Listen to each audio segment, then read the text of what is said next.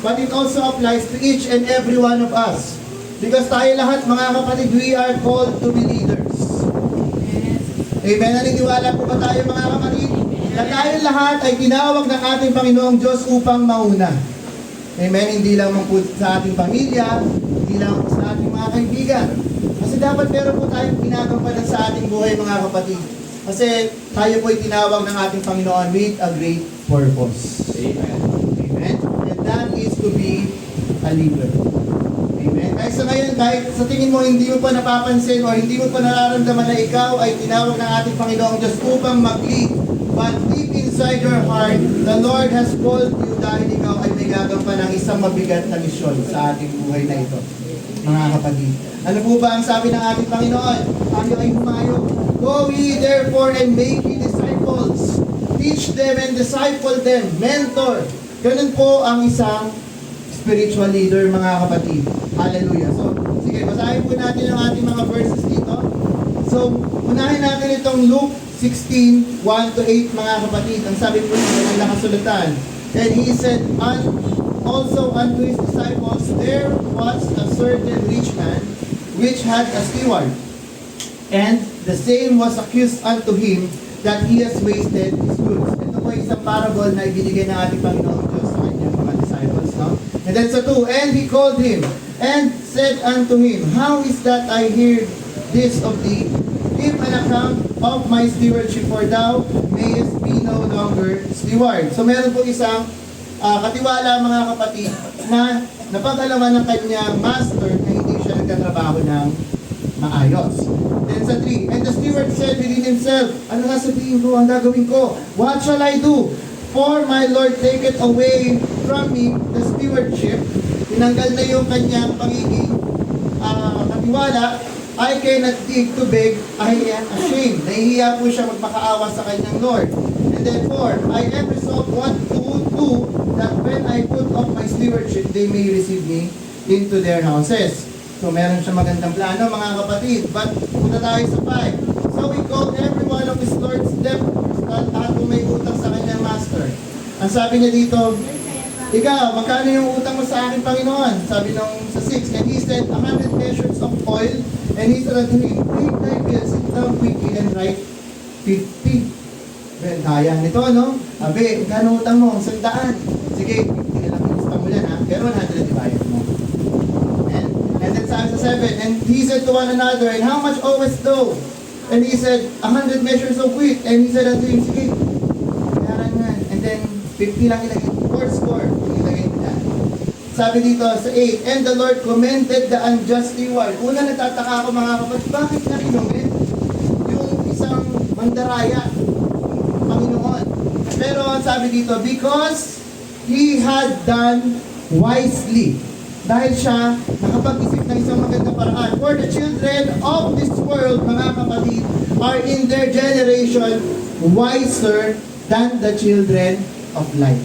Ganun na po ang panahon natin. Ang nangingibabaw, ang nagiging matalino yung mga children of this world. Papatalo po ba tayo, mga kapatid, na tayo nakakaalam ng katotohanan na mas magaling pa sa atin yung mga children of this world? Tayo, tinawag tayo children of light, children of God. So kaya siya kinaben dito dahil madiskarte siya. So tayo bilang Kristiyano, hindi po dapat tayo mananatili na lang sa ganitong kalagayan. Dapat meron din po tayong iniisip na mga bagay na grand, na great para sa ating Panginoong Diyos. Kayo po ba natutuwa na lang po ba kayo na sa ating mga ginagawa sa ating Panginoon? O you are still thinking of things na makakapagbigay pa ng papuri at pagluwalhati sa ating Panginoon? Dapat, mga kapatid, lagi natin iisipin yan.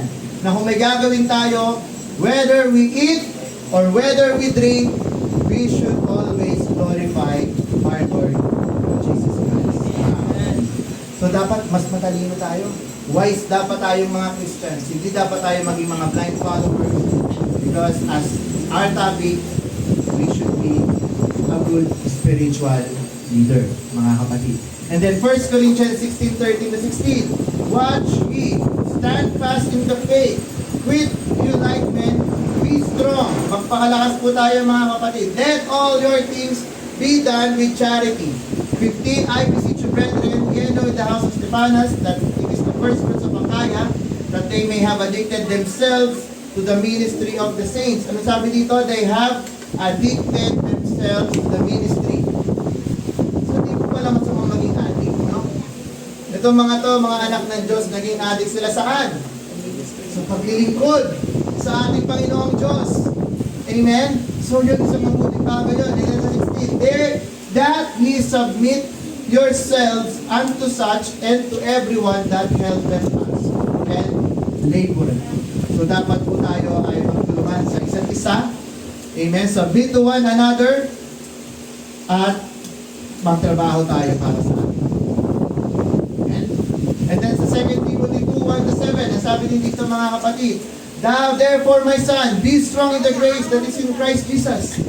And the things that thou hast heard of me among many witnesses, the same commit thou to the faithful men who shall be able to teach others also.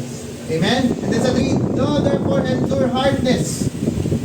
Maging matatag po tayo mga kapatid as a good soldier of Jesus Christ. Dapat tayo'y laging mananatili. No man that warreth entangled himself with the affairs of this life. Huwag po natin ikapit yung mga bagay ng mundong ito sa atin, mga kapatid. That he may please who had chosen him to be a soldier. Ang sundalo, mga kapatid, isa lang po ang trabaho niyan. Sumunod lang. Yan po ang trabaho ng sundalo.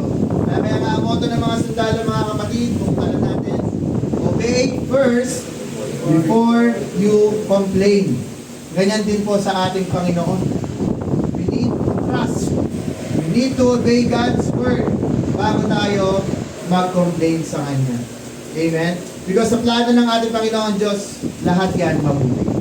And sa 5, and if a man also strive for masteries, yet if he is not crowned, except he strive lawfully, the 6, the husbandman and the laborer must be first partaker of the fruits. 7, consider what I say, and the Lord give thee understanding in all things. So tanging ang ating Panginoong Diyos lamang ang makakapagbigay sa atin ng pang-unawa. Amen. So tuloy tayo. Maraming salamat sa ating Panginoon sa pagkakabasa ng kanyang mga salita. Ang tanong, what is leadership, mga kapatid?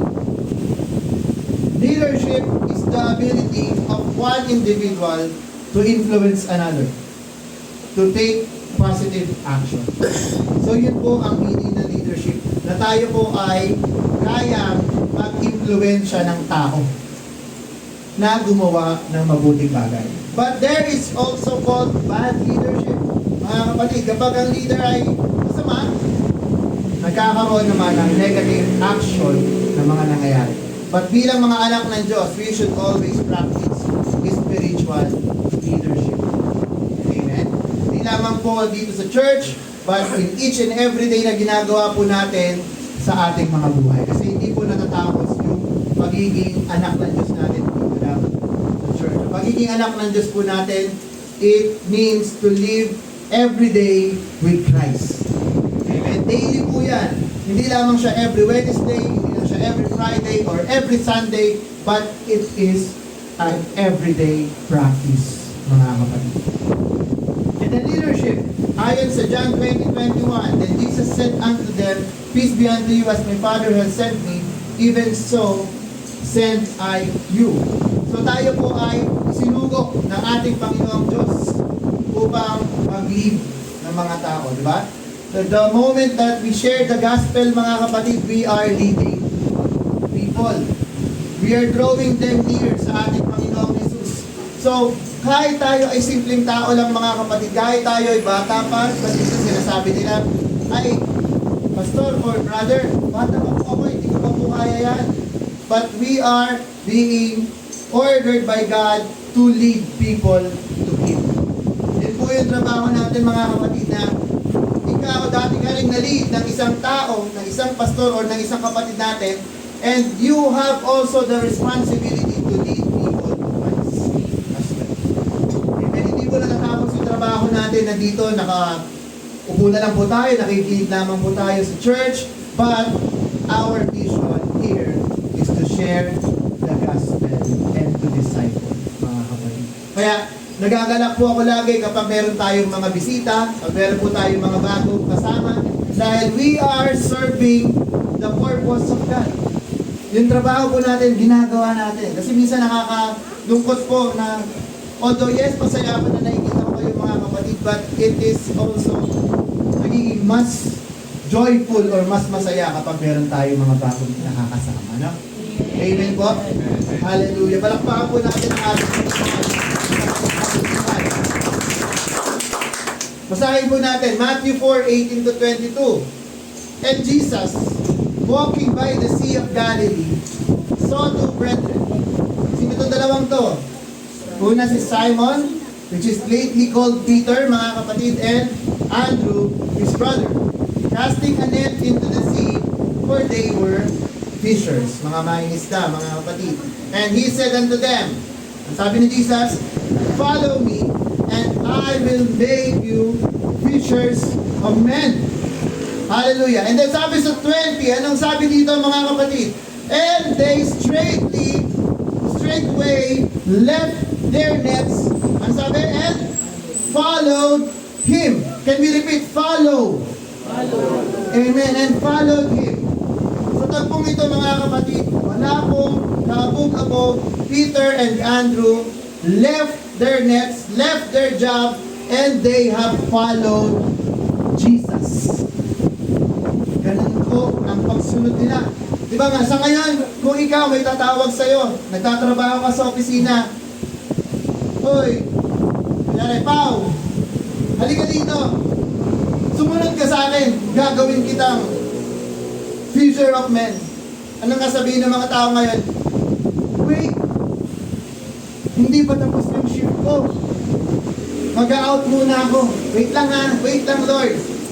But these two disciples ng ating Panginoon, currently nagtatrabaho sila because they were fishermen.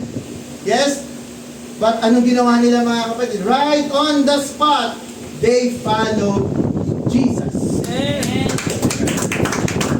And mga kapatid, Jesus is always calling people to serve Him. To lead people into His presence mga kapatid. So kung lagi mo na lang dinidelay ang tawag sa iyo ng Panginoong Diyos, think about it mga kapatid. Because Jesus is always calling you. Tinatawag tayo lagi ng ating Panginoong Diyos. But it is always us who is busy. It is always us who doesn't have time for the Lord. So mga kapatid, kapag kayo tinawag ng ating Panginoong Diyos, isa lang isasagot nyo, Here I am, Lord, use me. Amen. Amen? Huwag po natin tatanggihan ang gawa ng ating Panginoon. Because everything that is the plan of the Lord, it is good. Wala pong pinlano, wala pong iniutos ang Diyos na makakasama sa tao. Ang lahat po ng kanyang ginawa ay para lang sa kabutihan, mga kapatid. Hallelujah. And then sa 21, and going on thence, he saw two other brethren. Sino naman ito mga to? James, the son of Zebedee, and John, his brother, in a ship with Zebedee, their father, mending their nets. And he called them. Tinawag niya, Hoy, ganyan dalawa. Sunod din kayo sa akin. Anong sabi sa 22 mga kapatid?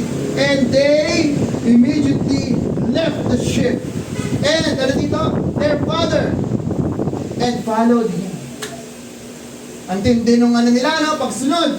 Kahit yung tatay nila, nandun na. Iniwan po nila. Dahil sino ba ang mas mahalaga? Na-realize nila, mas mahalaga ang tawag ng aming Panginoon. Sometimes, mga kapatid, there will be a time in our lives na minsan magkakaroon tayo ng persecution, magkakaroon tayo ng opposition.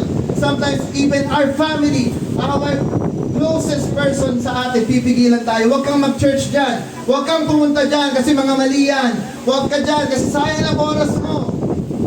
But anong ginawa nitong dalawang to? Even their father.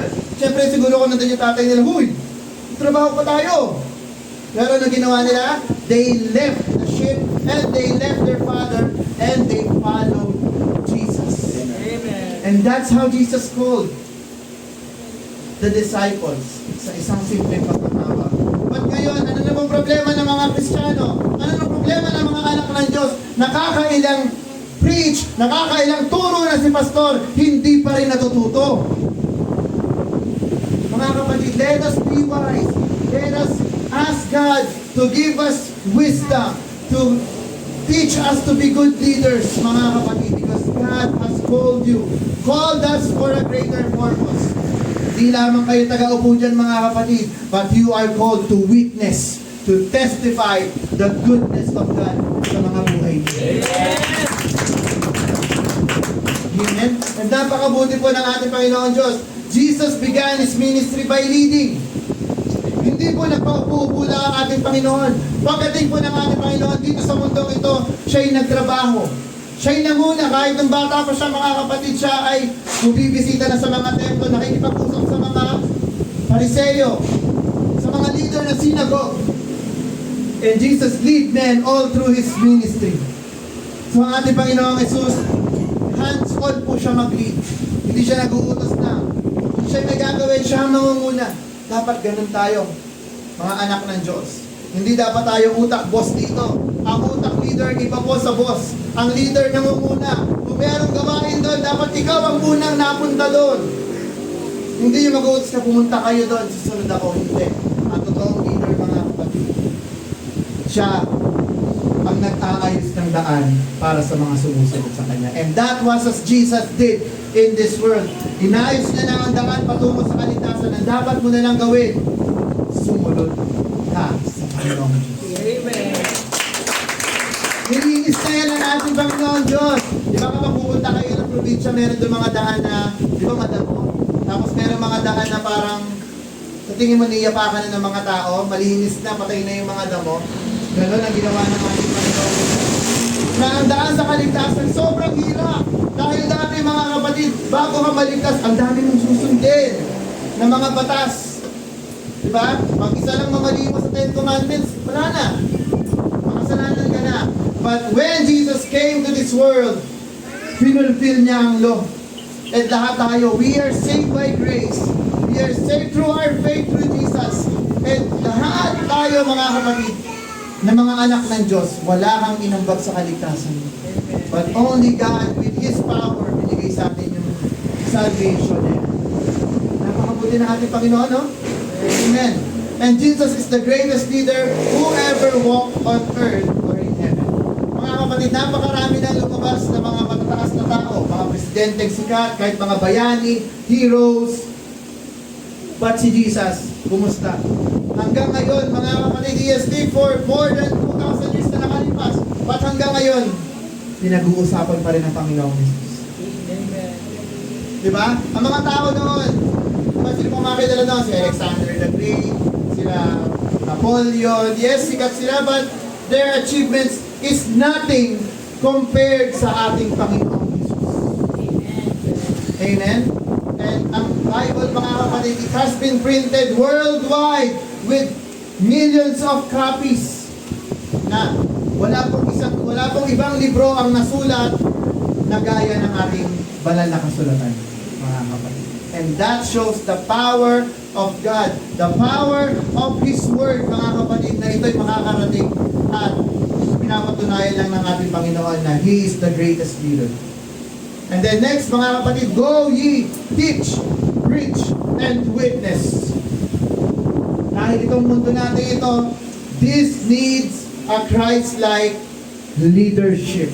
What type of leadership ang kailangan ng tao? Redemptive leadership. Dahil ngayon, mga kapatid, ang mundo natin napakahirap na. Diba? Nagmamahala na ang bilihin, nagmamahala na ang gas. Ano bang pag-asa natin, mga kapatid? Kahit tayo mag-ikahos, kahit tayo magsumikap, ang hirap pa din. Diba? But ano yung tinuturo sa atin ng ating Panginoon Diyos? Redemptive. Lahat ng bagay ay i-redeem na ng ating Panginoon. Iyan ay sa Kanya. Kung naniniwala kayo, anak kayo ng ating Panginoong Diyos, ang lahat ng sa Panginoon. Sa atin. Amen. Amen? Ngunit, huwag niyong mamahalin ang mundo ito. Dahil itong mundo ito ay binigay natin sa Kanya. Amen? Kasi ito nga ay destined to be doomed. Ang mundo na ito, ay patungo na sa kasiraan. Dahil tayo, mga anak ng Diyos, we are not permanent residents ng earth. Ng mundong ito, mga kapatid, tayo temporary lang na nandito. Totoong bahay natin doon sa piling ng ating Panginoon. Sa kingdom of heaven, mga kapatid. It might sound crazy, but totoo yun, mga kapatid. Diba? Kasi ang lahat na nandito sa mundong ito nakabound siya sa pagkasira. Heaven and earth will pass away, but His word will never pass away, and it will remain forever. Sino ba to? Ano ba tong word na to, mga kapatid? That word became flesh and dwelt among us. And His name is Jesus. Kaya mga kapatid, dapat lamang po talaga nasambahin at luwalhatiin ang ating Panginoon. Because He will remain even at the end of this world, mga kapatid, because it is written and it is promised. Hallelujah.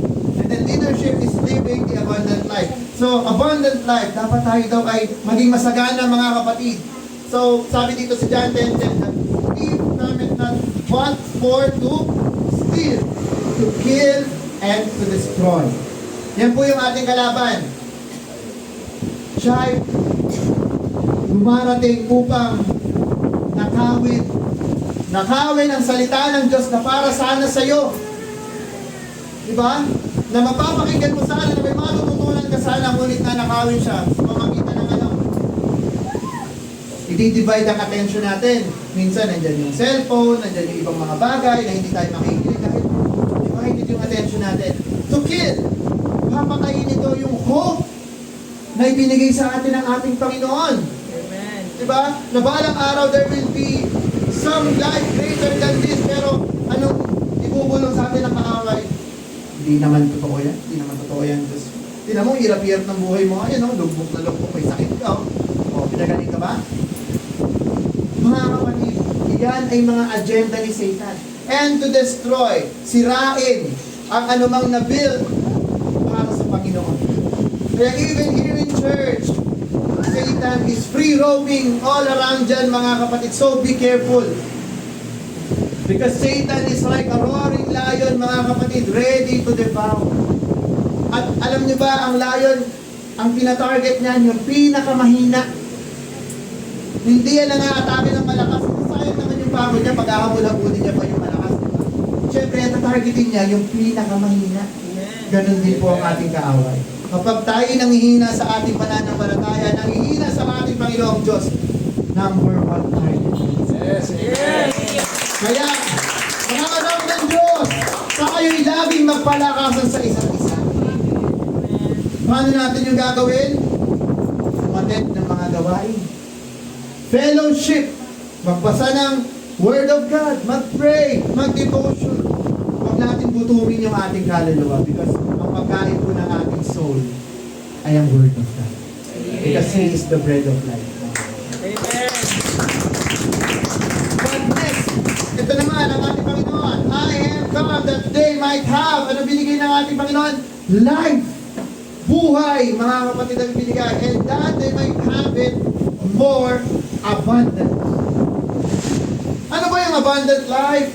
Brother Ray, Brother Mix, abundant life is not just life, but it's great to be alive and full of the Holy Ghost or the Holy Spirit, mga kapatid. Alam niyo ba, mga kapatid, na tayo ay nakakilala sa ating Panginoon. Hindi na ikaw ang nabubuhay sa sarili mo. Kung hindi, ang nabubuhay na sa atin, mga kapatid, ay ang Espiritu ng Diyos. Amen. Because sabi nga ni Paul, it is me who lives, but Christ who lives in me. Kaya kung napapansin natin, kapag nung ikay naging Christian na, nag-iba na yung pananaw mo, alam mo na ang tama at mali, alam mo na ang kasalanan sa hindi, dahil hindi na ikaw yan. Yan na ang Panginoon kasama-sama sa buhay mo. Amen.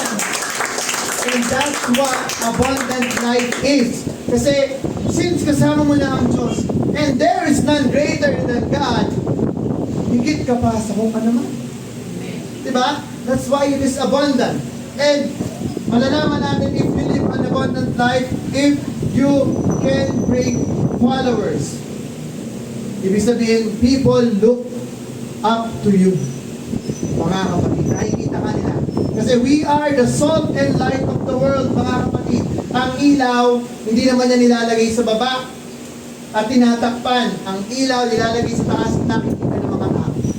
At sabi nga ng Panginoon, kayo ay ang mga ilaw at asin.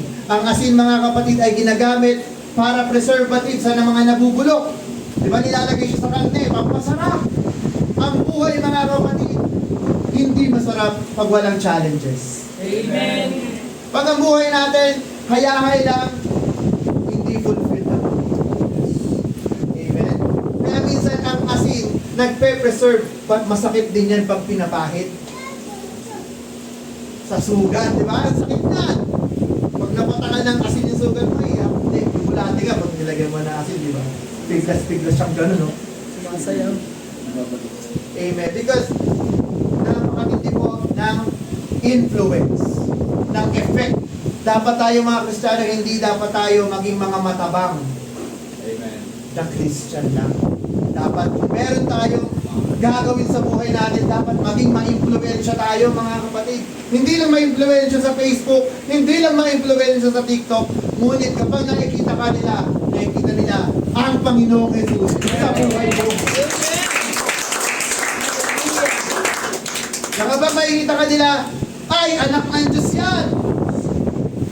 Kita mo, Sunday, 7 a.m., bihis na. Kasi ang oras ng church nila, 9. 7 bihis na. Pero matutuwa pa sila pag nakita nila, ay, akala ko na yun ang start. Bakit 9:15? Naliligo pa lang. Amen? Amen. Mga kapatid, nakikita ng Diyos ang bawat puso natin. Kung gaano tayo yung katapatan natin sa ating Panginoon. Kung sa simpleng bagay, hindi kayo mapagkatiwalaan, paano kayo pagtitiwalaan sa mga malalaking bagay? Amen. Amen po? Simpleng oras, hindi magawa, paano pa sa mga malalaking bagay na inihanda ng ating Panginoon para sa inyo? Mga pangarap natin, kung hindi yan para sa Panginoon, hindi niya ibibigay. Pero kung yan ay sa Diyos, mangyayari at mangyayari yan. By His will. By His provision, mga kapatid, siya mag-bless sa'yo. Hindi lang sa'yo, maging sa mga taong nakapaligid sa'yo, because magsashine ka na parang ilaw dyan, at makikita ka ng mga tao, at they will not glorify you, but they will glorify Jesus. They will glorify God. Dahil sa nila, ang kabutihan sa buhay. And that's what an abundant life is. Hindi yung abundant na sapat na, nabusog ka palagi, nakakakain ng 3 beses sa isang araw. Hindi po yan ang totoong abundant life. Ang abundant life is para sa Panginoon. And then 4, it sees life from a positive standpoint. Hindi po pwede ang isang Kristiyano negative thinker. Kasi ibig sabihin lang, pag lagi ka nag-iisip ng negatibo, wala kang pananampalataya sa Diyos mo. Kasi with God, everything is possible. Walang imposible sa ating Panginoong Diyos.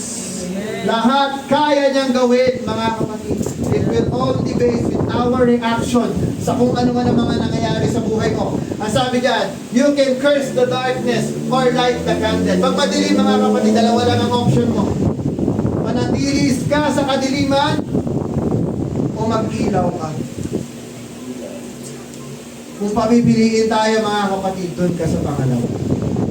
Mag-ilaw tayo para sa atin.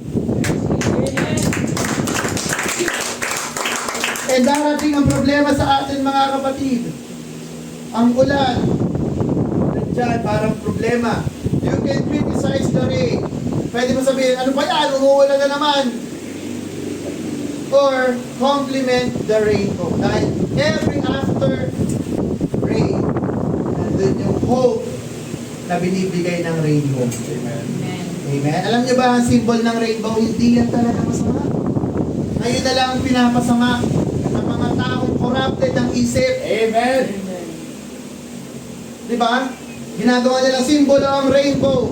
But the rainbow is a symbol of promise of God. Yes. Amen. Kay Noah na hindi nagugunawin ang mundong ito by water.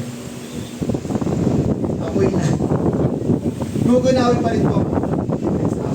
Ngunit ano ang binabandera ng mga tao dyan? Ng mga corrupted? Rainbow. Rainbow daw. Kasi iba-ibang kulay. Maawa ang Diyos tayo.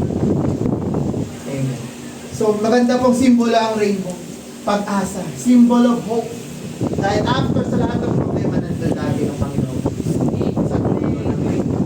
Yun nga yung ano nila yun. Dulo ng rainbow. And then, proceed tayo sa ating lesson mga kapatid. 7 laws of leadership. We can assure you mga kapatid that this will work for you. Not just for me, not just sa ating pastor, not just to any leader, any teacher, but it will work for you. Dahil tayo lahat tinawag na manguna. Tayo mga ulo. Na sumusunod din naman sa atin. Sabihin na ulo lang kaya, tagasunod din tayo ng ating Panginoon. Number 1, we need to get excited about what we are doing. Kayo mga kapatid, are you excited to be here? Amen. Amen. Dapat na. Because nandito tayo para sambahin at tuwalatiin ang King of Kings, Lord of Lords, the only true God. Diba? Pag merong mga event, sila mayor, sila congressman, tinatao, no? Pinaghahandaan. Bakit kaya? Hindi dahil sikat si mayor. Dahil sa ayuda. Totoo? Yes. Kasi ang tao ngayon mga kapatid, madali tayong madaya ng pera. But we forget the true source of everything, which is God. Ang pera mga kapatid, madaling lustayin. Magkaroon ka ng 1 milyon, kinabukasan, ayaw mo ubusin yan eh. Ngunit ang ibinibigay ng ating Panginoong Diyos, panghabang buhay. Eternal life. Pero bakit kakaunti ang nakakatakbo? Kakaunti ang umakaten. Yan lagi kong tanong mga kapatid. Pero, masagot tayo ng ating Panginoon.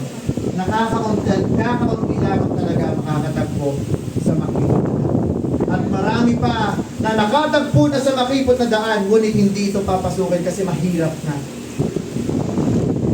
Many are called, but very few are chosen. Amen. So let's make sure mga kapatid na kayo, pag kayo pinili ng ating Diyos, pagkawakan niya. Na kayo talaga ay Amen. na kayo ay magsisiis hanggang sa wakas. Amen. And then, about excitement, let's set Paul as an example. Si Apostol Pablo, mga kapatid, nakulong siya sa Roma, sa jail. Pero anong ginawa ni Apostle Paul? Imbes na siya'y makinupo, he chose to write letters to the churches. Na ito, kung mabuti ang kalagayan, and peace I say to you. Diba? Dahil ganun yung intro niya. So, ano sabi niya? I have learned in whatsoever state I am, therewith to be content. Diba? Si Apostol Pablo, kontento na siya. Kung ano man ang buhay niya, mga kapatid. Tayo, kontento na ba tayo sa ating buhay na ito? O marami pa kayong mga pangarap sa buhay niyo na gusto niyo pang tuparin? It is not bad to dream. Hindi masama na mag-prepare sa future, mga kapatid. But let's always make sure that it is in line sa will ng ating Panginoon Diyos. Amen.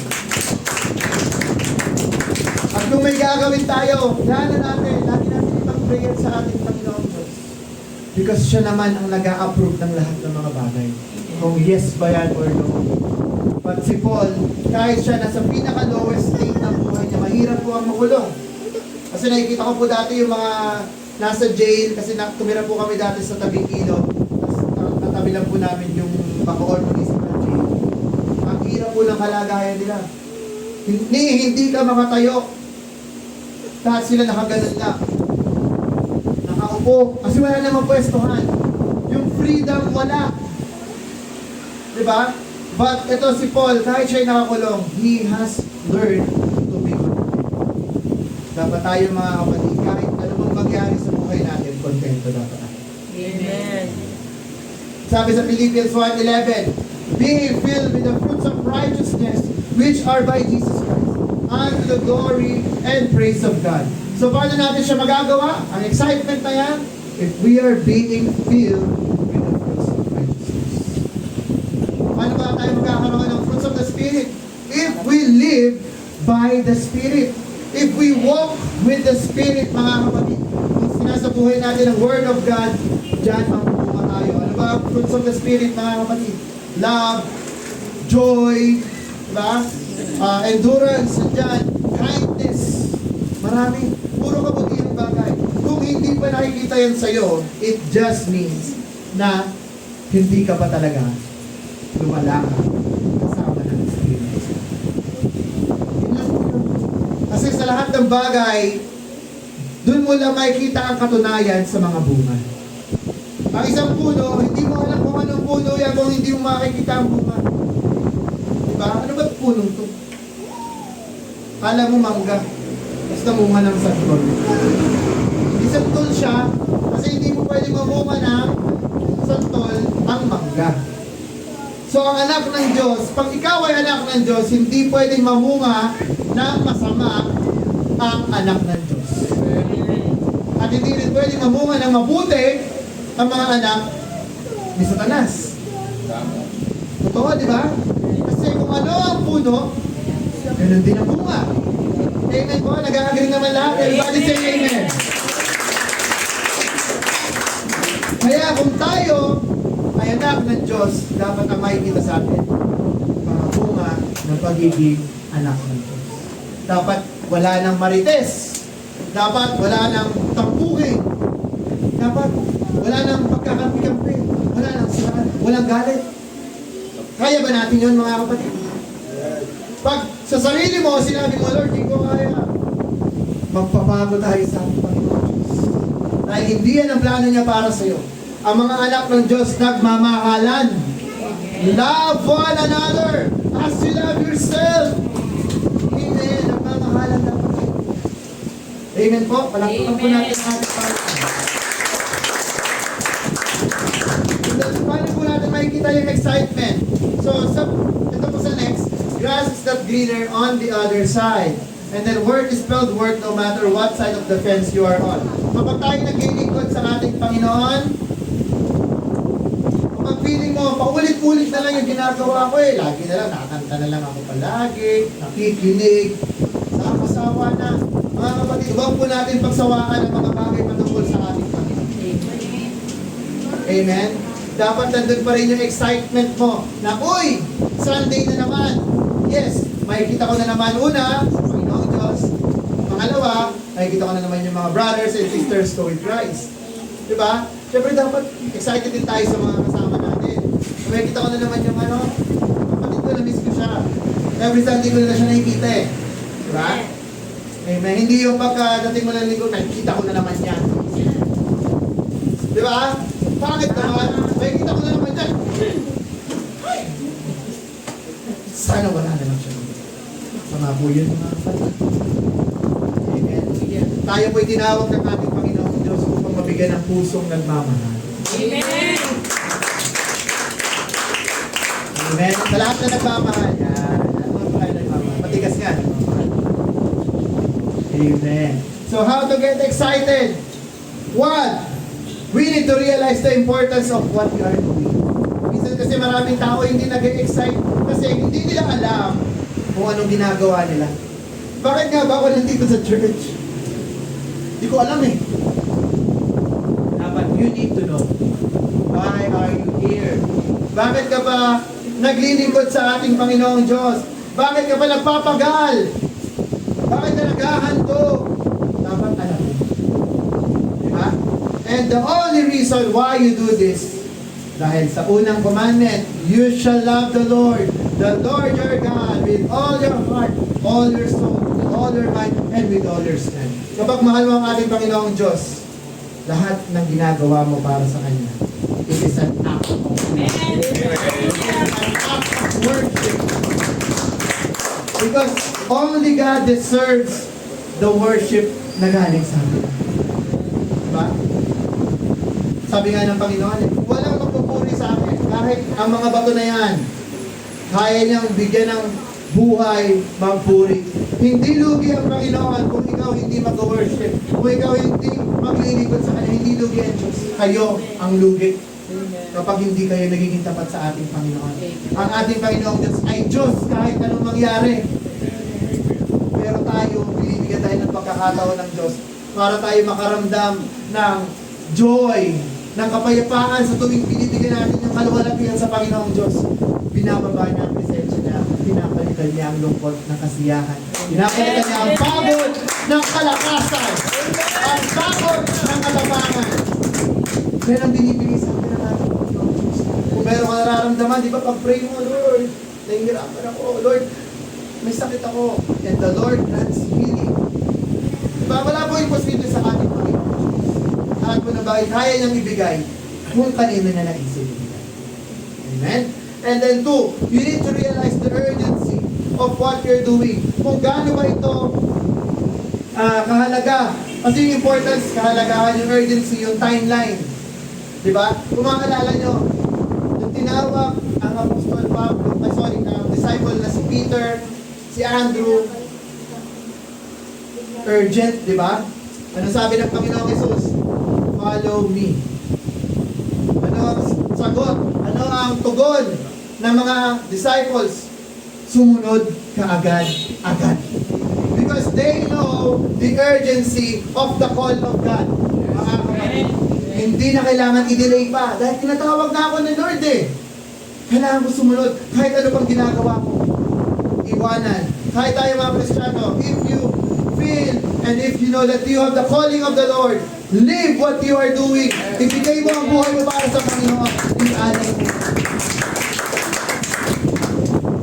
Kasi what sense if you get the whole world but you lost your own soul? Diba? Makuha mo lahat ng yaman sa mundo, lahat ng katanyagan sa mundo, ikaw na pinakamagaling, ikaw na pinakamatalino, pero wala naman sa iyo ang Panginoong Jesus. Wala rin kwenta. Kasi mapapahamak ang kaluluwa mo. Amen? And then number 3, like what you are doing, whether you like it or not. Diba? Kahit sa ayaw mo at sa gusto mo, kung tinawag ka ng Panginoong Diyos, diyan sa bagay na yan na dapat mong gawin, dapat mo yan dapat mo yan gawin. Kahit Lord, ba't mo ako tinatawag mag-teach? Kaya pulol nga ako Lord eh. Hindi ko nga alam, ang hina ako magsalita. Hindi nga pumapakasok sa kukote ko yung mga pinag-aaralan ko, tapos tatawagin mo ako magpuro. Mga kapatid, kapag tinawag ng Diyos, anointed yan. Kapag anointed ng Diyos, siya ang bahala sa iyo. Amen. Kasi alalahanin natin si Moses. Yung siya'y pinili ng ating Panginoong Diyos, ano sabi ni Moses? Lord, di ako magaling magsalita, bulol ako. Ano sabi ng Panginoon? O ito, Aaron, isama mo, siya ang magiging tagapagsalita. The Lord gives support. Diba? Bahala ang Diyos. If you think that you're lacking, ang Panginoong Diyos ang makukomplete niyan para sa iyo. Hindi mo kailangan kumplimahin yan. And you can ask God to help you. Sa tingin mo, Lord, wala namang talagang nararating ang ginagawa ko eh. Meron yan. Lahat ng ginagawa natin para sa Panginoon, lahat yan may value. Lahat yan may halaga. Mga kapatid, kung sa tingin mo na nagtatanim ka ng salita ng Diyos sa mga tao at wala silang response, diba sabi nga, ang ating Panginoong Diyos ang nagpapatubo. Tanim lang ng tanim. Bahala na ang Diyos dyan. May magdidilig ka na iba, but God is the one who has the control para patubuhin ang mga tinatanim natin. Amen. Diba sabi nga natin, ang idea lagi natin kapag tayo mag-evangelize, hindi mo trabaho ang mag-convert ng tao. Ang trabaho mo, mag-share ka ng salita ng Diyos, ang ating Panginoong Jesus, ang magbabago ng puso. Gawin lang natin ang kaya natin. And then, next, enthusiasm. Dapat bukal po sa ating kalooban. Diba dahil enthusiasm comes from the word entheos, is God is with us. So if God is with us, who can be against us? Wala pong kayang kumalaban sa ating Panginoon. Marami na pong nagtangka, ngunit silang lahat ay hindi nagtagumpay. Amen. Dahil ang ating Diyos ay mananagumpay. He is a victorious God, and the children of God are more than conquerors. Amen. We are also victorious, mga kapatid. Natulad nga sa mga napag-aralan natin in the previous lessons about death. Yan po ang final na enemy ng ating Panginoong Diyos. But even death cannot hold Jesus, because He is a victorious God. Kahit kamatayan, napagtagumpayan. Ganyan po ang kapangyarihan ng ating Panginoong Diyos. If God is with you, walang pwedeng tumalo. Basta ikaw ay in line sa plano ng ating Panginoong Diyos. Amen? And then number 2, it's either you use it or you lose it. Yan. Kung may binigay sa'yo calling ang ating Panginoon, dalawa lang yan. Pag hindi mo tinanggap yan, aalisin yan. Ibibigay niya yan sa iba. Kaya mas maganda yung hindi para sa Diyos. Doon tayo sa parable of talents. Ito, alam na natin to, no? Merong isang lalaki binigyan 5, may isa, 2, may isa. So yung 5, pagbalik ng Lord nila, ano sabi, ilan ang naipundar mo? Yung 5, Lord, naging 10. Oy, very good. Itong isa, 2, Lord, naging 4. Doble ko. Very good servant. Etong isa na lang ang binigay ng master. Anong ginawa niya? Dinibig, tinago. Pagbalik ng master, nasa yung binigay ko sa'yo? Eto Lord, isa pa din. Proud pa siya. Eto ang isa. Anong sabi ng ating Panginoon? Pinagkatiwala sa iyan ng ating Panginoon Diyos. To be fruitful. Diba? Ulit na lang ginawa mo. Tinago mo lang. Hindi mo ginamit. Sinayang mo ang binigay ng Diyos para sa'yo. Anong sabi ng Diyos? Kunin ang naging isa na talento na binigay dyan, ibigay doon sa naka-10. So yung sa 5, naging 11. Kasi naniwala ang ating Panginoong Diyos na dito sa tao ito, mas mapapalago pa niya, mas manonorish pa niya ang binigay na talent. So sa atin mga kapatid, we are being called, you are given talents by God, gamitin niyo para sa Panginoon. If you can sing, sing for the Lord. If you can teach, teach for the Lord. Diba? Yung iba, ang galing-galing pag nasa videoke. Pag may videokehan, nandun lagi, nakalista agad yung song list niya. Pero pagdating sa church, hindi makasaulo ng kanta para sa Panginoon. Pero ang mga wordly song, saulado. Tama, mali. Amen. Mga kapatid, huwag na natin hintayin na alisin ng Diyos yung talento nyo. Kung hindi nyo ipang magamit sa ating Panginoon Diyos. Diba? Ang galing-galing natin sa ibang bagay, magaling sa accounting, magaling sa mga ibang talents. Pero hindi ginagamit sa Diyos, ginagamit sa mundo. Dahil minsan pa, ginagamit para mandaya pa. Gamitin natin yan para sa Panginoon. Because everything that we do, sabi ko, whether you eat, whether you drink, do it for the glory of God.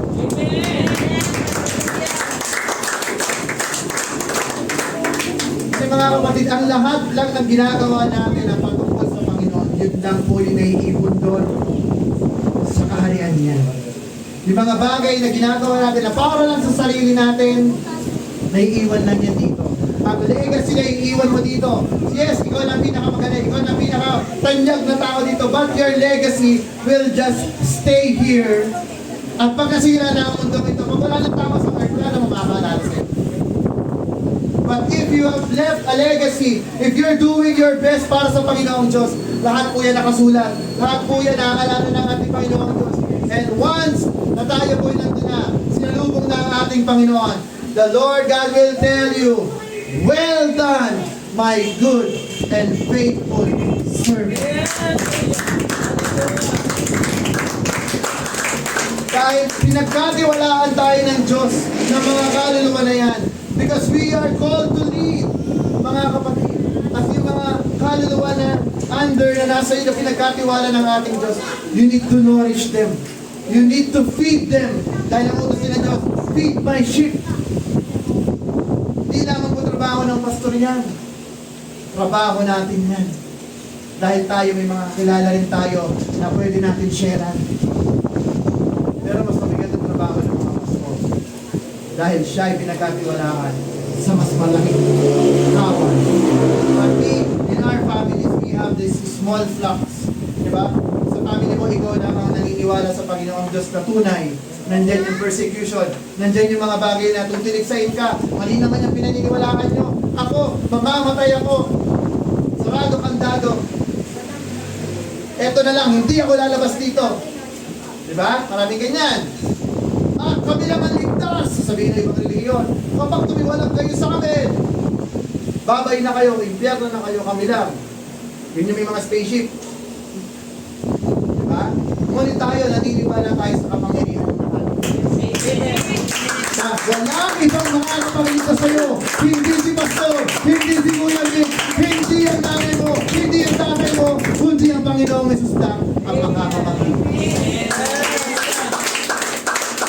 Hindi religiyon. Kasi ang mga madalas sinasabi, ang galing-galing ang pastor po. Ang galing ang religiyon namin. Nag-give charity. Kami na lang ligtas. Mali po yung ganon. Gusto sana na Diyos ang isipan nila. At okay, sarado na, makapal na kalyo. Dahil ang ating Panginoong Jesus lang ang tagapagligtas. Yan ang lagi isiksak natin sa pagkakas. Walang iba ng langit at lupa na we should glorify. Amen? Oh! Grabe ang Panginoon. And Jesus said in Luke 12:48, para sa mga katiwala, for unto whosoever much is given of him shall be much required. And to whom men have committed much of him, they will ask the more. Kapag tayo mga kapatid ay tinawag ng ating Panginoon Diyos, pinagkakatiwalaan tayo ng ating Panginoon ng mga bagay.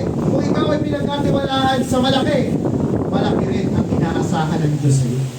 Kung ikaw ay pinagkatiwalaan na maliit, maliit lang ang expectations. Di ba? The more, kaya much is given, much is required. Yan po ang ideology ng ating Panginoong Diyos. So kung ikaw sa ngayon, nakikita mo, Lord, ito lang ang kaya mong ibigay sa'yo. Sak yun. Pero lagi natin hangarin sa buhay natin na huwag tayong titigil na ito lang yung kaya natin ibigay. Para sa Panginoon, we should always give the best. The best of our life, the best of our resources, the best of everything. Huwag lang tira-tira ang ibigay natin kay Lord. Dahil lahat, nung niligtas ka ng ating Panginoong Diyos, ano ang binayad niya sa'yo? Buhay niya. Dugo ang tumigis. Because we are destined to die, but Jesus sacrificed Himself for us.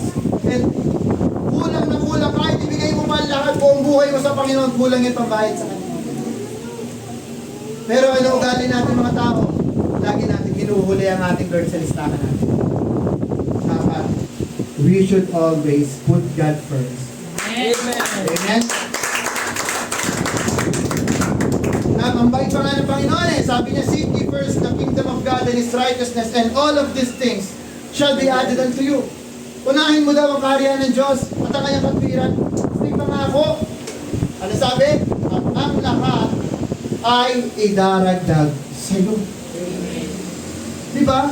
Ganun po ang ating Panginoon Diyos. Kapag ikaw ay sumunod sa Kanya, laging may kalakitian na prize. Diba? Hindi ka lang gumagawa, meron pang blessing na binibigay sa iyo. Ganun po ang ating Panginoon. And then next, no boasting or gliding. Ang ating buhay mga kapatid dapat laging pataas. Kasi gliding pababa di ba? So, sa buhay natin dapat kung may tayo sa travel or sa journey natin sa buhay, dapat it will go upward. Sige, next slide na po yan to. So, things that go upward must be pushed. Dapat, kung tayo minsan dumarating na tayo sa buhay natin, napababa na tayo, humiling tayo sa Panginoon, Lord, tulungan mo ako na i-push pa yung sarili ko. To do better. Kasi ito po isang observation ko mga kapatid, lalo na sa mga matatagal na Kristiyano na. Nung una nating natakbuhan, nung una nating minahal ang ating Panginoong Diyos, grabe yung excitement, no? Hindi yan na-absent sa mga gawain, mas lagi yan nauuna. Tapos kapag may praise and worship, lagi yung nasa unahan, ang lakas pumalakpak, ang lakas kumanta. Pag may mga Bible study, prayer meeting, nauuna yan. Pero habang tumatagal ang panahon, anong nangyayari? Nagiging practice na lang, nagiging ritual na lang, parang sa tingin na lang, graduate na ako dyan eh. Ano ba gagawin yan? Okay na ako dito, una lang ako pastor, overseer na lang ako ng mga bago. Sige, kayo mag-worship kayo utos na lang. Balik. Dapat mga kapatid, kung sino yung mas matagal na sa ating Panginoon, sila dapat yung kakitangan na mas maalam ang pag-ibig sa ating Panginoon Diyos. 20, 30 years, tapos ganyan ka pa rin magpuri? Dapat sa tagal-tagal ng panahon, nakita mo ang kabutihan ng Diyos sa buhay mo. Tapos hindi mo mapuri, sa buong puso katapatan mo, ay, diba? It's not about titles. It's about faithfulness sa ating Diyos. Amen. Hindi porket veterano ka na, matagal ka na sa Panginoon Diyos, okay lang na maging tagatingin ka na lang. Hindi. Dapat ikaw lagi nangunguna. Umupo ka sa harapan. Bakit? Gusto natin sa likod. Ano bang special dyan? Sila yung pansin na kahit sa ang church, ang unang napupuno ano? Likod. Kasi para pag-uwian, una sa labas. Totoo ba? Woo! Amen! Hallelujah! Mga kapatid, ayaw niyo sa una. Bakit? Ano problema? Malakas ba ang boses sila, pastor? O ilang po kasi kita-kita ko ng lahat. Baka makita nila yung kagapuhan ko, yung magandahan ko, nakakahiya. Sa likod na lang para walang makita. Mga kapatid, ang ating Diyos hindi tumitingin kung ano mga itsura ko. Tinitingnan niya ang puso mo. Amen. At tayo dito dapat sa church na ito, kung tayo pupunta dito, hindi ka lang pumunta dito para tingnan din ang kapatid mo. Ang tingnan mo ang Diyos. Amen. Diretso mo ang tingin. Huwag kang lilingon-lingon. Ano kaya may action niya? Ay, teka lang, lumuluhog na ako. Teka lang, baka mukha akong masagway. Huwag mo silang pansinin. Ang mahalaga, pinapupurihan mo ang Diyos mong buhay. At natutuwa ang Diyos sa pag-anak na inuhuli ng sapat sa Kanya. Aanin mo ang gwapong mukha. Diba? Hindi mo naman iniiyak sa Panginoon. May problema ka pa. Kailangan mo ang mga astig daw. Cool daw dapat. Praise and worship na nila. Pero hindi ko naman kayo sinasabi ko. Ano ang nasa puso nyo? Kung feel nyo na gano'n ang worship na gusto nyo sa Panginoon, just go na. It's between you and the Lord. Pero kung gusto nyo, bigyan ng highest praise ang ating Panginoon, just give it to Him. Amen. Deserve ng Panginoon Diyos yan. Hallelujah. Huwag mong pigilan. Yes. Huwag mong pigilan ang gawa. Kasi pag overflow mo yan, God will work in your life na sa mga bagay na hindi mo pa inaasahan, mas magandang bagay na hindi pa sa naiisip mo if you let Him lead your life. Amen. Hallelujah. Sige, talon tayo. Next. You're never over the hill until you stop pushing yourself. How can we push ourselves? Pray until something happens. Pero mali nga po ito. Dapat pray even if nothing happens. Amen. With or without results, still pray. Yes. Kasi hindi tayo nandito lang dahil sa kailangan mong makareceive. Nandito tayo dahil we are serving God. Dahil tayo nag-ahandog, hindi tayo dito para makakuha. Tayo nandito para magbigay. Amen. And that's the true essence ng paglilingkod. Serving God. Kasi binigay na ng Diyos lahat sa atin eh. Hindi mo na kailangan pang humingi pa. Nagbigay tayo sa atin. Amen? Hallelujah. Kasi pag inuna mo ang magbigay sa Panginoong Diyos, ito ang kamay mo. Paano ka mabibigay ng Panginoong Diyos kung hindi mo siya ibubuka? But if you give unto the Lord, bukas ang iyong palad, and the Lord will give back.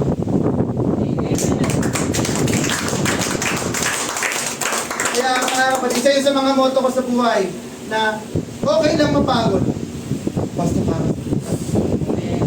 Kahit sabihin mo, ano ba yan? Full day na nagpa-church, baka naman lumampas ka na sa langit, okay lang. Basta para sa Panginoon, kulang. Kahit ulit sa inyo palagat po yung ginagawa namin. Or, ang mga likod ng Diyos, nagsasaya ng oras na para sa Panginoong Diyos. Yes, they may look fools in the eyes of men, pero sa harap ng ating Panginoong Diyos, they are the ones doing their jobs well. Yung mga nagtatapat sa Panginoong Diyos. Yung akala natin, bakit tayo buhay niya na? But we also have a responsibility, mga kapatid. Don't forget din naman na tayo bilang tao, God has given us responsibility bilang tao. Because we are still in the state of being a human. Amen? Baka naman masyado na kayong spiritual, puro spiritual na gawin, hindi na kayo kumain ng pagkain tao. Kailangan pa rin ng nourishment. Kailangan pa rin ng exercise.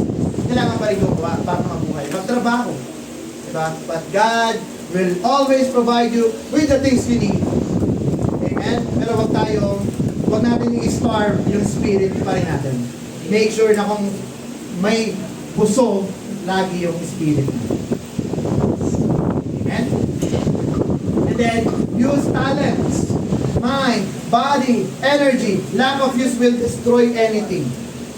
Kung pansin nyo mga kapatid, ang isang bagay na hindi nagagamit madalas, madaling masira. Kasi naalala ko yung may bike kami eh.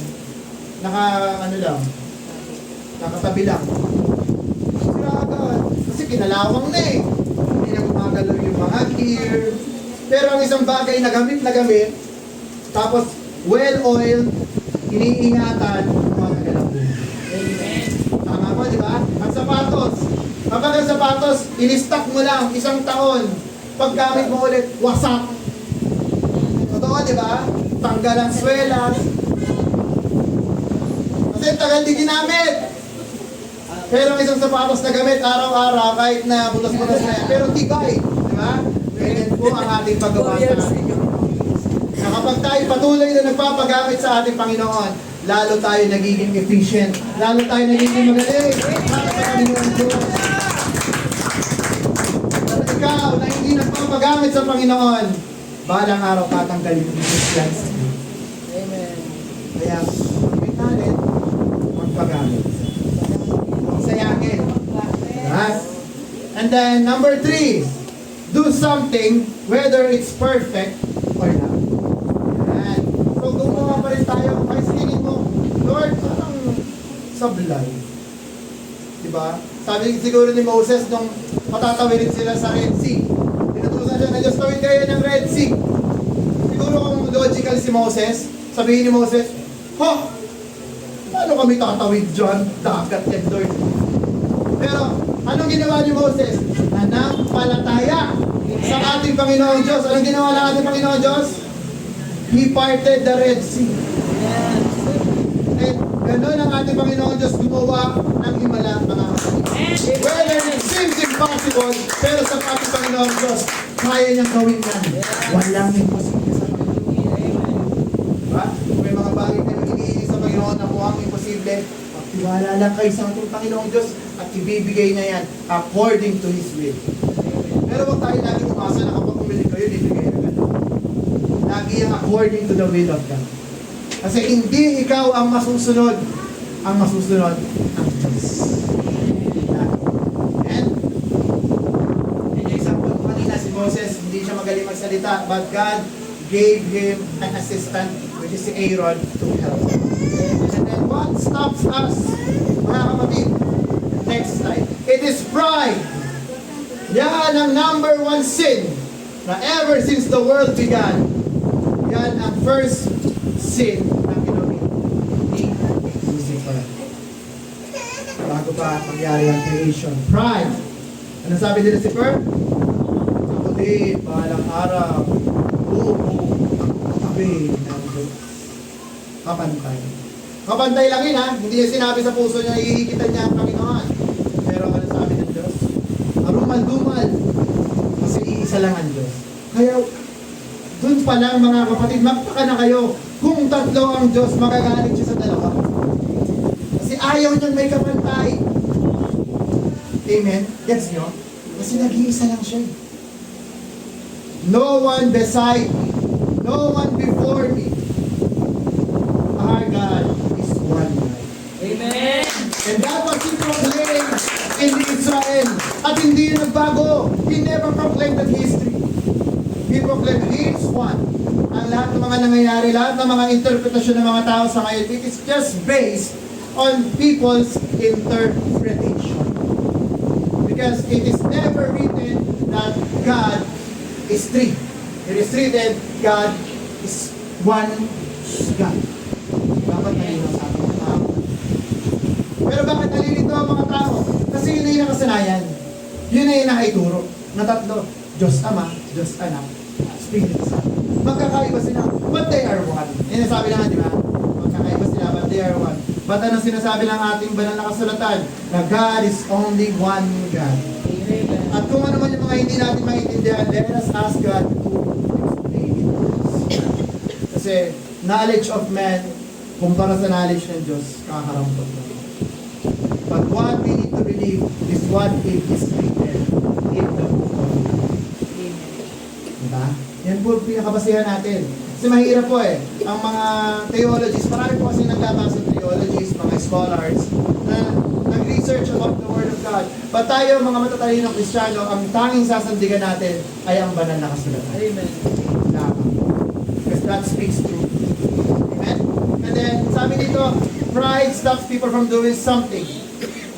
Ang sinasabi natin sa puso natin, if I can't do it perfectly, kung di ko kaya, gawin niya na perfect, ito na lang gagawin. Minsan ganun tayo mga tao ba?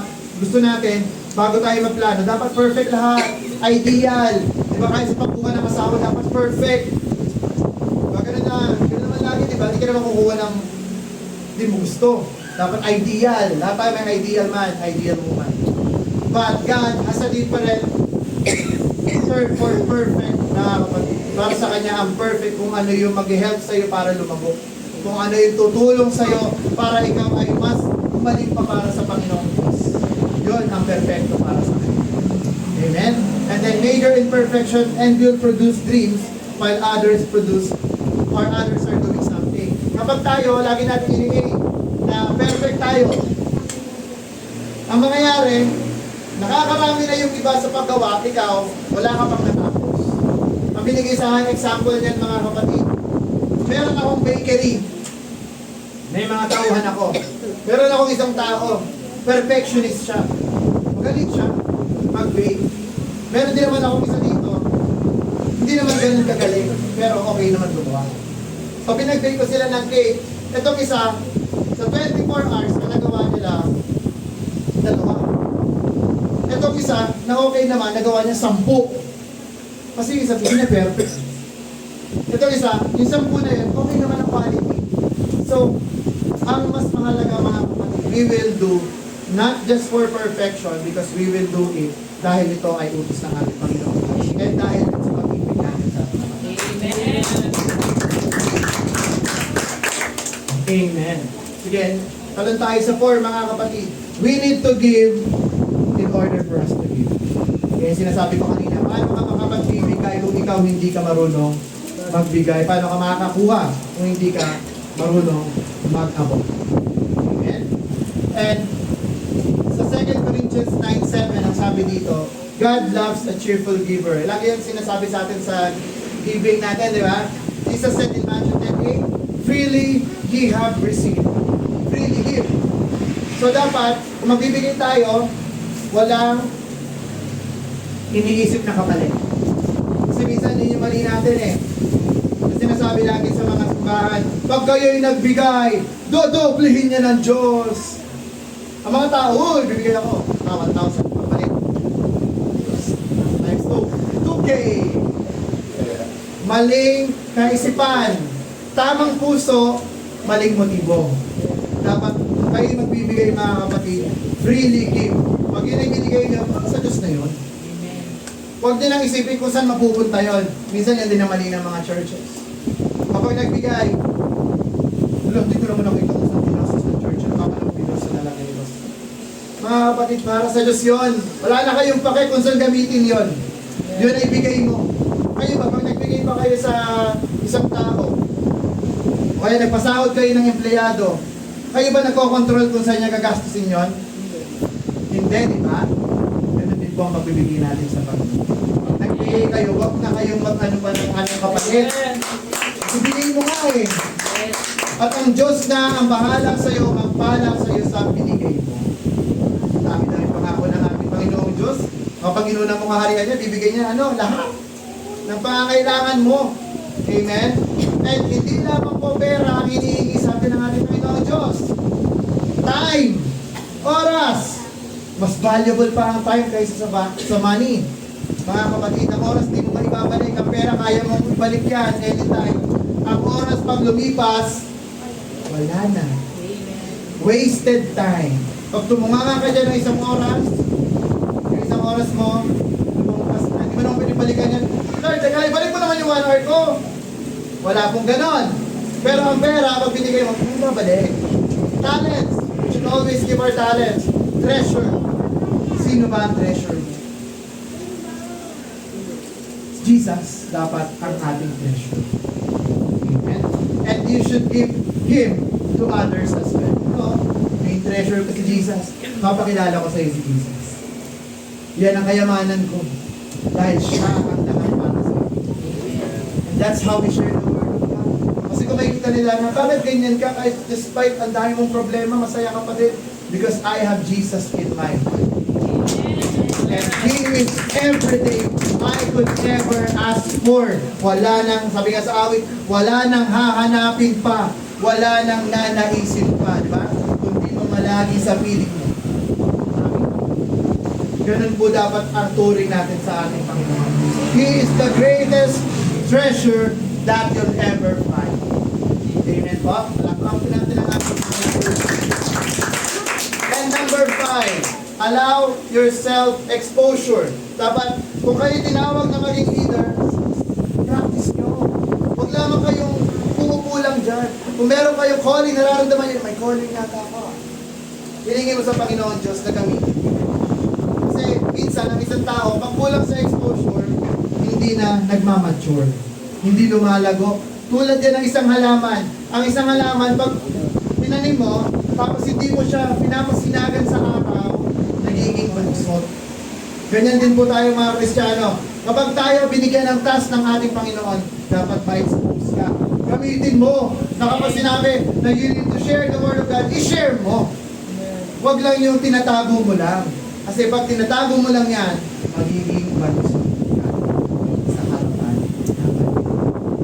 Ang gusto ng ating Panginoon Diyos, para tayo mga puno na nagbubunga, na maraming bunga dahil doon nakikita yung ating katapangan. Diba sabi nga ng Panginoong Diyos sa isang fig tree, nadaanan niya, ano to? Ang nagulago ng mga dahon. Pero walang bunga, wala tuloy tayong makain. Tapos bumalik ang ating Panginoon. Ano sabi niya? Malanta ka, mamatay ka dahil wala kang silbi. Nung binalik ka nila, namatay. Pangpuno. Ganon din ang mga Kristiyano, walang bunga, mga kapatid. Ang lago-lago mo nga, dahon lang, pero wala kang bunga. Tatagpasin mo at iahamo sa atin. Ganun po ang buhay natin mga Kristiyano. Dapat makita po sa atin yung bunga, the fruits, because that will be our proof that we are living in the will of God. Na tayo nabubuhay para kay Kristo. Kasi kung hindi nakikita sa iyo ang fruits of the Spirit, mga fruits of the devil yan. Baka iba. Iba ang ama mo. Nakikijoin ka lang. Hindi ka tupa, kambing ka pala.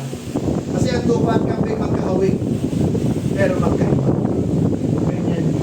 Pag anak ng Diyos, dapat tayo mga tupa sa harapan ng ating Diyos. Amen. And then, mula pagkabata mga kapatid, tayo ay in-expose sa ating Panginoon. From birth, childhood, adulthood, up until death. Mga kapatid. So lahat tayo dumaan dyan. Wala na po nag-skip. Wala na pinanganak, naging matanda agad. Wala. Dumadaan tayo sa proseso. So kada proseso mga kapatid, we are learning something new. Like isang goal. Hindi naman yan pinanganak, naglakad agad. Nakakatakot po yun. Nakita ka sanggol, 1 month old, naglakad. Nakakatakot, di ba? Nagapang muna. Lahat po tayo, unti-unti tayo inaayos ng ating Panginoon. Di ba? Tulad ng mga bagong kakilala lang sa ating Panginoon, they are still counted as babies. So hindi dapat, ang babies, hindi dapat pinapakain ng adobo. Totoo, di ba? Ang sanggol, ano pagkain? Gatas. So dapat ganun din po kapag tayo ay may mga tinuturuan, bago pa lang, huwag po natin hain agad ng mga mabibigat na araw. Turuan po muna natin sila, basic. At habang lumalago sila, natututo na sila kumain ng gulay. Tapos namuli, kaya na nila yung kami. Diba? Tayo mga Kristiyano dapat, we need to act accordingly based din sa binigay sa ating talino ng ating Panginoon. Sige, medyo short tayo sa time. Sige, next tayo. Ito po ay applicable sa teaching, singing, testimony, witnessing mga kapatid. So ito dapat ina-apply natin sa ating buhay. So pagtuturo yun nga po, pag magtuturo tayo sa bago, mga basic lang, o sa mga matagal na, dapat yung mga refresher, papaalala yung mga kailangan gawin, baka nakakalimutan eh. Diba? So pagkanta, mga bago, pa-basic na, pero pag mga galing na, advance. Diba? So pag i-witness sa ating Panginoong Diyos, kapag mga bago, iba rin ang approach, pero pag mga matatagal na, iba rin. Ito, example natin dito si Babe Ruth, kung kilala niyo si Babe Ruth, isa siyang baseball player. Isa siya sa mga legend ng baseball. Para siya Michael Jordan ng baseball.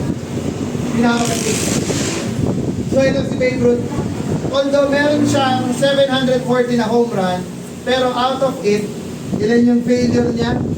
1, 3, 3, 0. Ang dami niya mga pagkakamali. So lahat po ng mga matagumpay na tao, hindi yan nagtagumpay lang ng perfecto. Lahat yan, ang dami niyang pinaghirapan.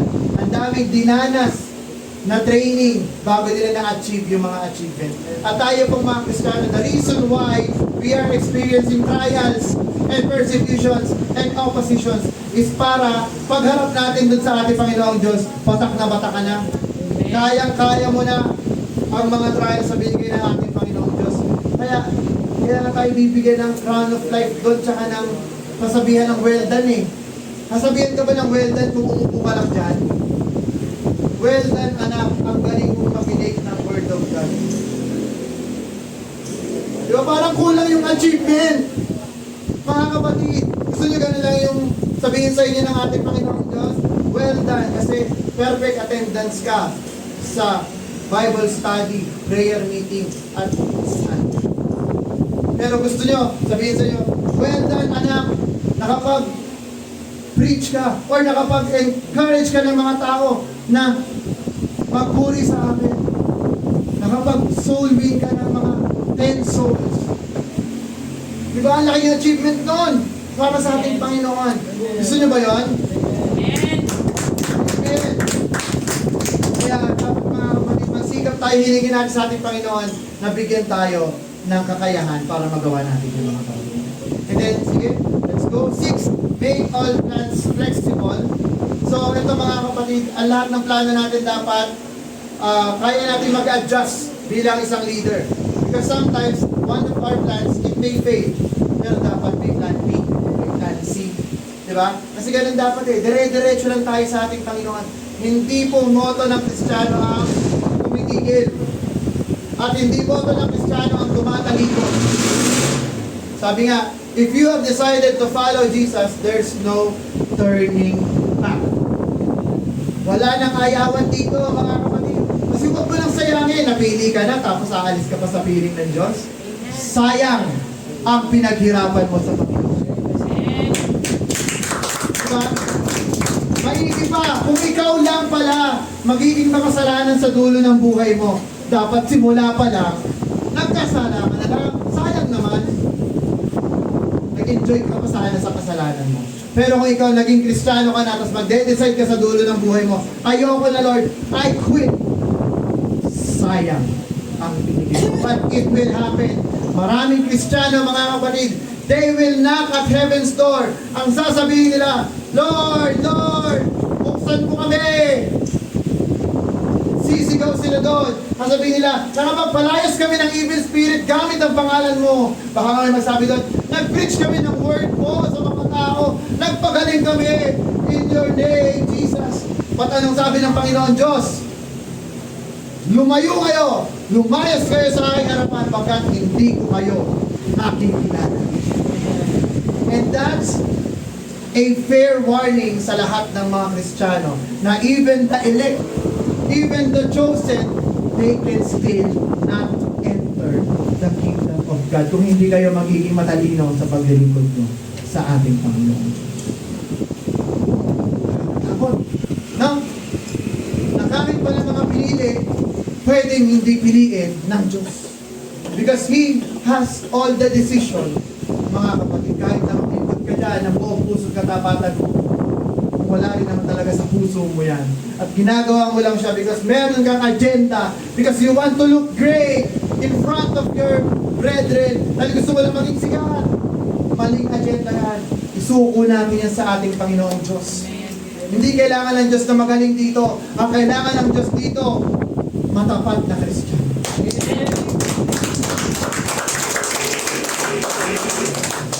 Amen, mga kapatid. And thus, balik tayo sa 7. Let us develop inner motivation. Dapat meron tayo, sarili natin, pinupush natin sarili natin. For the love of Christ constrained us, love inside faith of the right profile of Jesus. So mga kapatid, maraming mga Kristiyano ang ipe-persecute. Maraming Kristiyano ang kakalabanin na kahit na sino.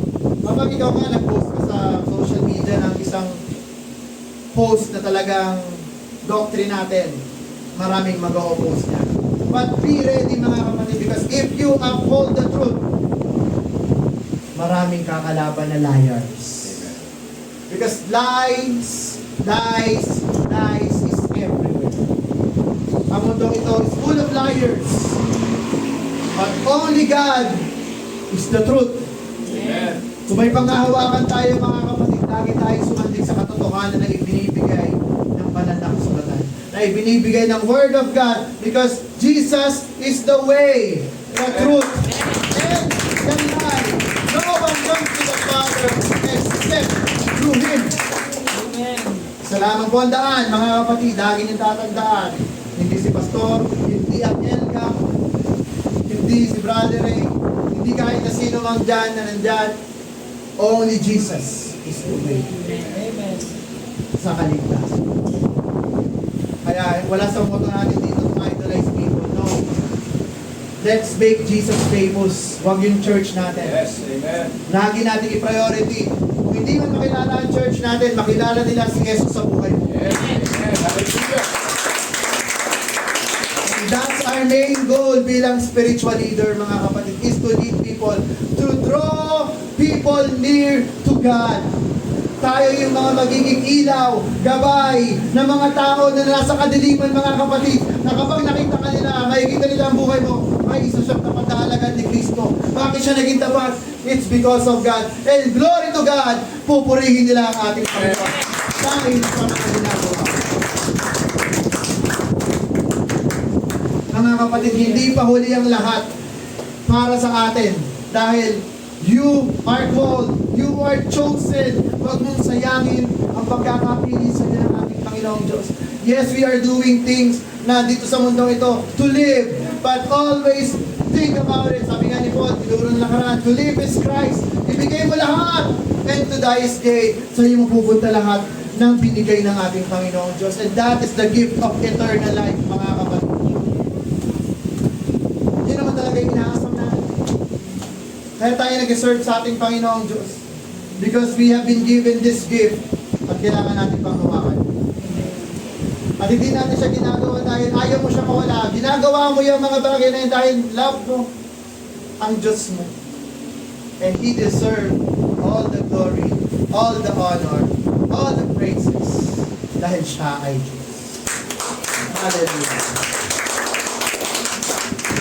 And conclusion, mga kapatid, tayong lahat ay tinatawag ng ating Panginoon Diyos for a greater purpose. Na hindi lamang tayo nandito dahil tayo ay nandyan lang, just to hear, just to listen, but we are here to make disciples, to teach people na hindi mo kailangan maging sobrang galing. All you need to do is to share the goodness of God sa kapwa natin. Kung paano siya gumawa sa buhay mo, paano kanya binago, and God, siya na ang bahala sa'yo. Siya na ang bahala sa taong sineran mo. Because God works mysteriously, mga kapatid. Sometimes we don't understand how God works, but all you need to do is to have faith and trust the word of the living God, which is Jesus. Palakpakan po natin ang ating Panginoon. Tayo po'y tatayo, mga kapatid, para po sa ating pagtatagpo sa ating Panginoon.